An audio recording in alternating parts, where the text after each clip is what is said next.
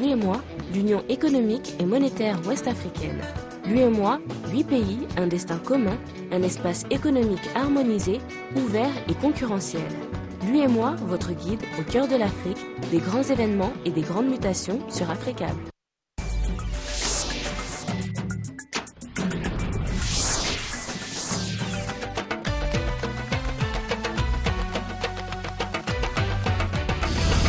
Mesdames, Messieurs, bonsoir. Ravi de vous retrouver pour cette nouvelle édition. Bienvenue, bonsoir à tous. Voici le sommaire de ce journal.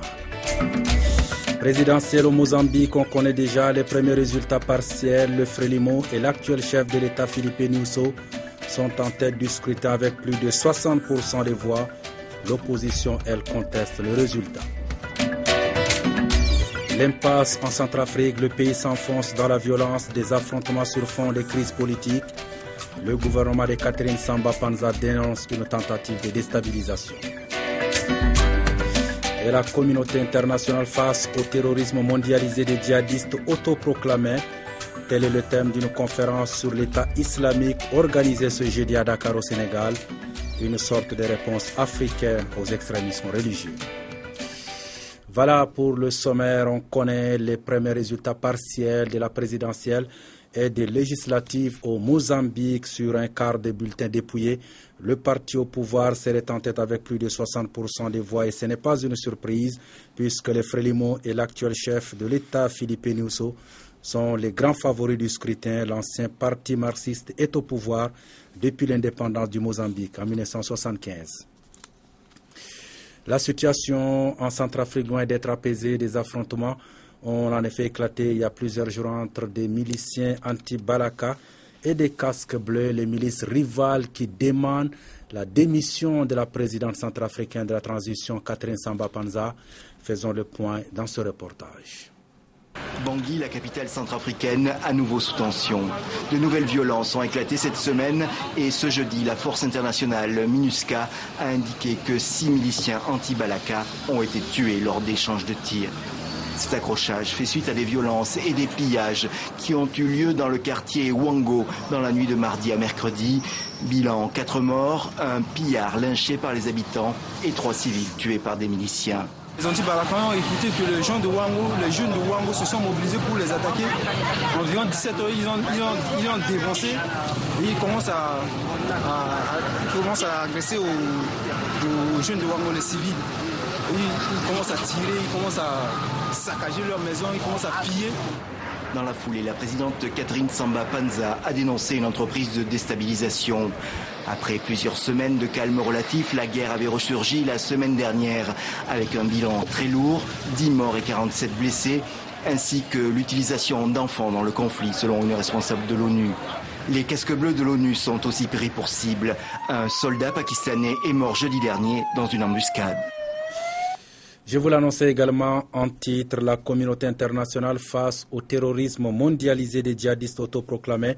C'est le thème d'une conférence sur l'État islamique ouverte ce jeudi à Dakar au Sénégal, organisée par le Centre d'études et l'Observatoire d'études géopolitiques de Paris. Lustina Sayan Suleiman Antoumar avec notre bureau permanent à Dakar. Au XXIe siècle, entre choc démographique et développement économique, l'Afrique s'apprête à prendre toute sa place sur la scène internationale et à devenir un grand pôle de croissance mondiale. Les questions relevant de la géopolitique sont au cœur des débats sur les nouveaux équilibres qui peuvent en résulter. C'est dans cette perspective que l'Institut africain de géopolitique voit le jour. Nous pensons qu'il faut pouvoir permettre aux jeunes de mieux connaître la géopolitique, de s'investir dans ce domaine et de façon à ce qu'ils jouent un rôle dans la construction du futur pour le continent africain. Et les jeunes sont actuellement mal informés des questions de géopolitique. Il n'y a pas assez de formation scientifique dans ce domaine. Avec comme objectif premier de soutenir la mobilisation de la communauté internationale contre les atrocités de ces djihadistes autoproclamés, l'IAGO affiche sa feuille de route. Pour dire au monde qu'aujourd'hui, le continent africain peut donner l'exemple sur le plan religieux, sur le plan islamique, avec un islam intégrateur et pas un islam destructeur et qui déstructure nos sociétés, déstructure notre jeunesse avec un lot de violence tel qu'on le voit dans beaucoup de parties du monde arabe aujourd'hui. C'est pour participer à la réflexion sur les questions qui intéressent les chercheurs, les décideurs politiques et économiques comme les représentants de la société civile qui est créé l'Institut africain de géopolitique, organisation non gouvernementale internationale dont le siège central est à Dakar et qui dispose d'antennes locales à Abidjan, à Bruxelles, à Paris et à Rabat. Toujours au Sénégal avec ce lancement du projet régional des formations des femmes migrantes d'Afrique de l'Ouest. Elles sont au nombre de 150 qui bénéficieront d'une formation de transformation des produits agricoles. Ce projet de l'Association des femmes d'Afrique de l'Ouest, AFAO, est soutenu par la coopération espagnole. C'est un reportage de Mamadou Ndiaye Pendambay avec l'une de nos équipes à Dakar. Elles sont rarement, sinon jamais prises en compte dans l'élaboration des politiques de développement. Elles, ce sont les femmes migrantes de l'espace CEDEAO. Ce projet consiste ainsi à former 150 femmes migrantes en transformation de produits agricoles. Le constat est que quand elles quittent leur pays, elles n'ont pas de qualification. Donc il s'agira de former au plus de 150 femmes migrantes des 10 pays d'Afrique de l'Ouest. On va les former, on va leur capaciter, on va leur donner des outils, des techniques de transformation des produits agricoles.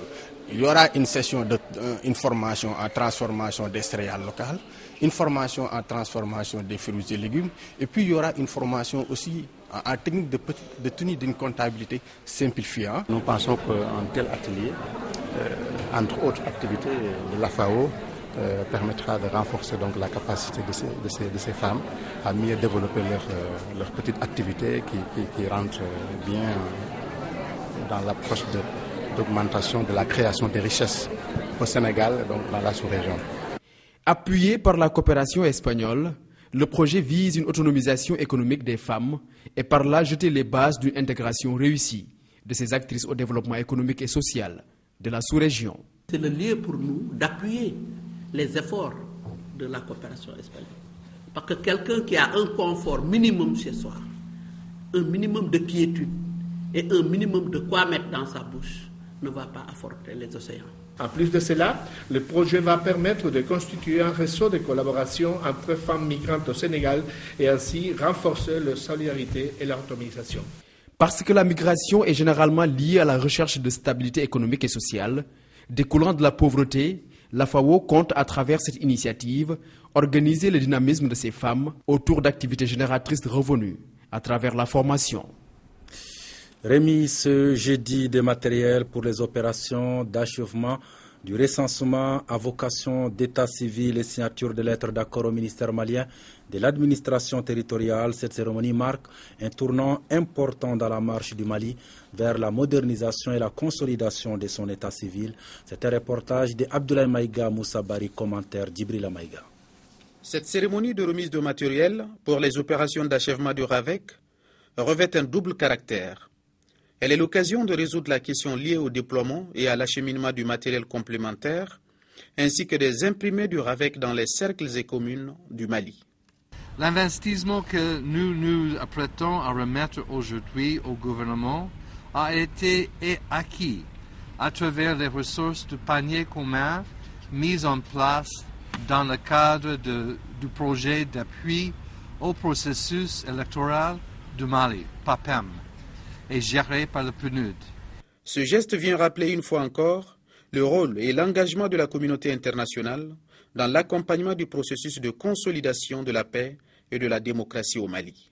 Autant le soutien des Nations Unies et de la communauté internationale a été déterminant pour la phase active du RAVEC qui s'est déroulée de 2009 à 2011, autant cet accompagnement demeure indispensable pour son achèvement afin de doter le Mali d'un système d'état civil performant, gage de la constitution d'un fichier électoral fiable et de la disponibilité d'autres applications qui amélioreront la délivrance des documents administratifs et de voyage.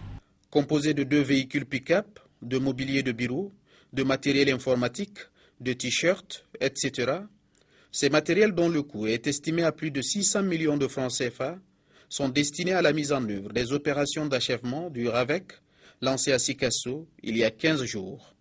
Ces opérations vont s'étendre à l'ensemble du pays. Inauguration à Niamey, au Niger, du nouveau siège de la banque panafricaine Ecobank Après 15 années de présence dans le pays, la filiale du groupe se dote enfin d'un siège à la hauteur de ses ambitions. La cérémonie d'inauguration a été présidée par le Premier ministre nigérien Brigitte Rafini. Voyons tout cela avec Sarki Aboubakar Azagabachi avec notre bureau à Niamey. Un nouveau siège, symbole de la dimension des ambitions d'Ecobank au Niger, voilà qui justifie cette importante cérémonie à laquelle prenait part l'ensemble des acteurs de développement et partenaires de la banque. Il s'agit dans la droite ligne de notre philosophie d'offrir un cadre pratique et évolutif à nos clients et à nos collaborateurs. Ce nouveau siège est l'expression de la politique Ecobank du client d'abord. Nous engageons à des infrastructures plus modernes, abritant une plateforme ultra professionnelle de dernière génération et des agents motivés à leur mission, et ce, pour garantir un service de premier ordre allant du guichet classique traditionnel au terminal électronique. Classée première en termes de taille de bilan et de total dépôt au 31 décembre 2013, Ecobank Niger est forte de la confiance de près de 75 000 clients. Ce nouveau siège qui vient de voir le jour 15 ans après l'ouverture de ses portes au Niger traduit davantage la volonté d'Ecobank au Niger de prendre une part active dans l'essor de l'économie nationale. C'est un message de reconnaissance vis-à-vis de tout ce que nous faisons, aussi bien en termes de financement de l'économie nationale, mais également toute l'action citoyenne que nous déployons.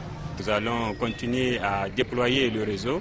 Ainsi, tout récemment, encore, donc là, nous avons ouvert une agence à Tillabéri et nous comptons ouvrir 4 autres, et cela avant la fin de l'année, notamment une agence à Dosso, une agence à Difa, une agence à Arlit et une agence à Niamey dans le quartier Nouveau Marché qui nous abrite. Tout naturellement, une visite guidée du nouveau siège et du dispositif performant de travail a permis aux invités d'apprécier à sa juste valeur l'ampleur des investissements au grand bonheur d'une clientèle de plus en plus exigeante. On parlera également dans ce journal du dispositif de contrôle sanitaire mis en place par la France, la Suisse et la Grande-Bretagne pour lutter contre Ebola et de ces volte-face à Hong Kong où le chef de l'exécutif proche de Pékin qui appelle enfin les étudiants au dialogue. Mais avant, voyons ce qui fait les reste de l'actualité en bref et en images avec Mahmoud Kabadiakiti. Le retour au pays de l'ancien chef de l'État malgache Marc Aravalomanana lundi dernier, après 6 années d'exil en Afrique du Sud, a jeté la classe politique de la grande île dans un abîme de perplexité et d'embarras. Le gouvernement l'a fait arrêter et l'a placé en résidence surveillée. Les autorités ne semblent pas savoir comment gérer cette situation inédite sans susciter une nouvelle crise politique. Des discussions seraient en cours pour décider de son sort. En Côte d'Ivoire, plus de 90 partisans de l'ancien président ivoirien Laurent Gbagbo comparaîtront devant la cour d'assises d'Abidjan à partir du 22 octobre prochain. Ils sont poursuivis pour leur rôle dans la crise post-électorale de 2010-2011. Outre Simone Gbagbo, plusieurs personnalités des hauts rangs sont concernées.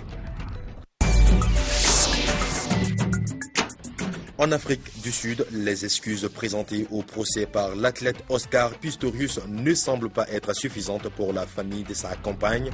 Ce jeudi, un membre de cette famille a déclaré que l'athlète devrait payer pour ce qu'il a fait et aller en prison dès lors que sa sécurité y est assurée, estimant qu'une peine légère enverrait un message laxiste à tout le pays.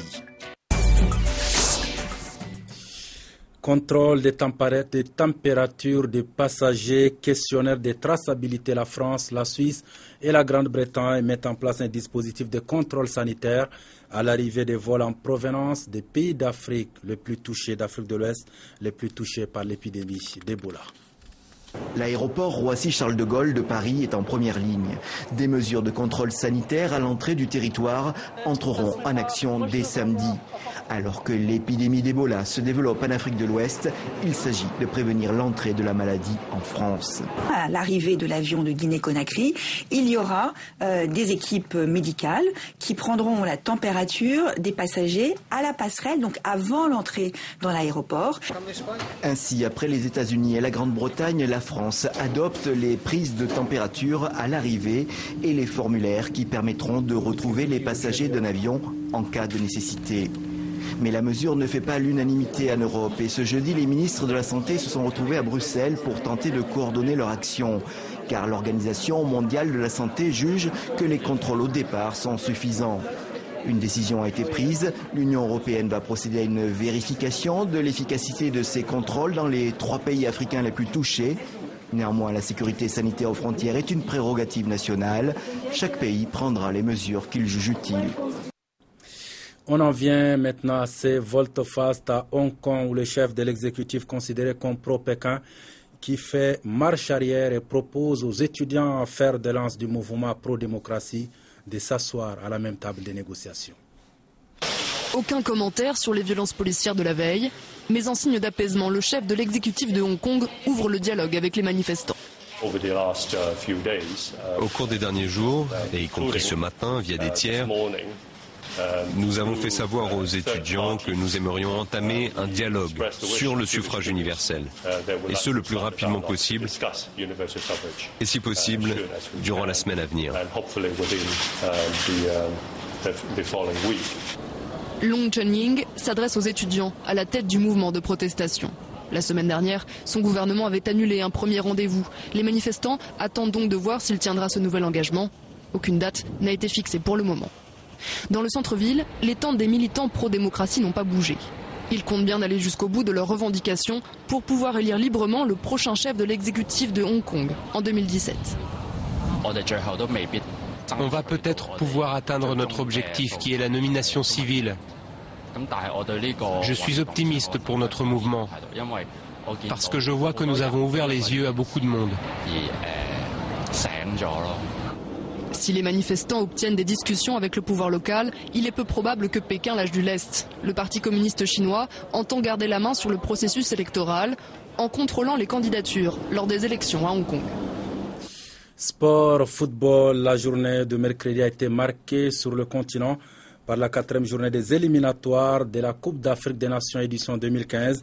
L'Algérie et le Cap-Vert obtiennent leur ticket pour le Maroc à 2 jours de la fin des qualifications. Les équipes ont connu des sorts différents. Le point de cette 4e journée avec Yacouba Dansoko. La 4e journée des qualifications à la CAN a été marquée par une victoire surprise de l'Éthiopie face au Mali à Bamako 3-2 dans le groupe B qui compte également l'Algérie et le Malawi. Une victoire qui force les cartes des Maliens qui sont désormais en ballottage avec les Éthiopiens et relance le Malawi. À la fin du match, les supporters maliens ont manifesté leur mécontentement à l'endroit de l'arbitre malgache Amada El Moussa pour avoir refusé un but des Aigles et ne pas siffler non plus 2 pénaltys. Vainqueur du Malawi 2-0, l'Algérie est qualifiée à la CAN 2015. Il faudra attendre les 2 dernières journées pour connaître le 2e qualifié du groupe B. Dans le groupe A, le Nigeria s'est imposé face au Soudan par 3-1. Cette victoire des Super Eagles sur le Soudan n'a pas sauvé Stephen Keshi. La fédération nigériane a mis fin à ses attributions et désigné un de ses anciens prédécesseurs, Shaibou Amoudou, pour le remplacer provisoirement. L'Afrique du Sud s'est contentée d'un match nul face au Congo 0-0. Les Bafana Bafana occupent la tête du groupe A avec 8 points, suivi du Congo 7. Le Gabon a fait match nul avec le Burkina Faso dans le groupe C, tandis que l'Angola a écrasé le Lesotho sur le score fleuve de 4-0. Le Gabon et le Burkina Faso occupent les premières et deuxième places du groupe. La 4e journée dans le groupe D a été marquée par la défaite des mondialistes. La Côte d'Ivoire face au Congo 3-4. Au stade Félix Houphouët-Boigny d'Abidjan, les Ivoiriens et leur sélectionneur Hervé Renard ont été domptés par des Congolais très impressionnants. Le Cameroun n'a pas eu beaucoup de mal à battre la Sierra Leone 2-0. Avec 10 points au compteur, le Cameroun a fait un grand pas vers une qualification qui pourrait être acquise dès la prochaine journée contre la RDC. Celle-ci rejoint la Côte d'Ivoire à la 2e place avec 6 points. La Sierra Leone, qui ne compte qu'un point, ne se fait plus d'illusions. Sans aucune surprise, le Ghana a battu la Guinée 3-1 dans le groupe E, tandis que l'Ouganda s'est incliné devant le Togo 0-1. Le Cap-Vert, qui est tout proche d'une qualification dans le groupe F, a battu le Mozambique 1-0. La Zambie, 2e du groupe, n'a laissé aucune chance au Niger, battu 3-0. Dans le groupe G, la Tunisie s'est imposée face au Sénégal 1-0 dans le temps additionnel, tandis que les Pharaons d'Égypte ont battu le Botswana 2-0. La Tunisie est première de son groupe avec 10 points. Le Sénégal 7 points occupe la 2e place et l'Égypte 6 points la 3e.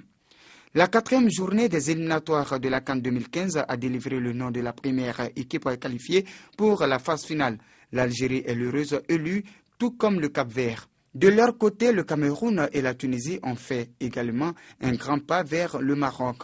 L'une des satisfactions de la soirée est le Togo qui remonte à la 2e place dans le groupe E, juste derrière le Ghana. Le Mali et la Côte d'Ivoire, battus à domicile, sont les grands perdants du jour.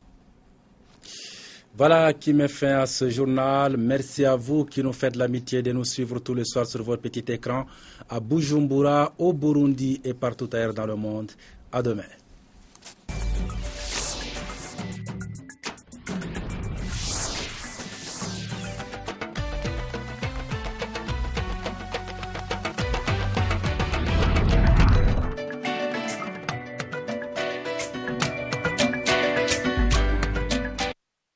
L'UEMOA, l'Union économique et monétaire ouest-africaine. L'UEMOA, 8 pays, un destin commun, un espace économique harmonisé, ouvert et concurrentiel. L'UEMOA, votre guide au cœur de l'Afrique, des grands événements et des grandes mutations sur Africable.